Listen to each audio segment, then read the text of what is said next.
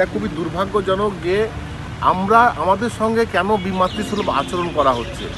এটা আমরাও জানতে চাইছি এই বিষয়টাই, যে সংসদীয় রাজনীতিতে এরকম কোনো ঘটনা আজ পর্যন্ত ঘটেনি যেটা আমাদের সঙ্গে ঘটছে।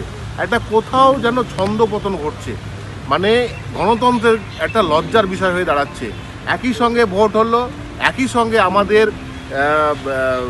রেজাল্ট আউট হলো 4 তারিখে, এবং তারপরে দেখুন যে আজকে লোকসভার সমস্ত যারা নির্বাচিত সদস্য বা সদস্যরা বিভিন্ন রাজনৈতিক দলের, ইভেন কি আমরা দেখলাম প্রাইম মিনিস্টার সহ, স্বরাষ্ট্রমন্ত্রী সহ, অপোজিশন লিডার সহ তারা প্রোটেম স্পিকারের মাধ্যমে কিন্তু আজকে শপথ গ্রহণ করেছে পার্লামেন্টে, not in the house of the president of India. তাহলে আজকে এই ক্ষেত্রে কেন এই ঘটনাটা ঘটবে এটা আমাদেরও জানার বিষয়। আমরা চাইব প্রথাগতভাবে যেভাবে শপথ বাক্য পাঠ হয়েছে এর আগে বছরের পর বছর ধরে, যুগের পর যুগ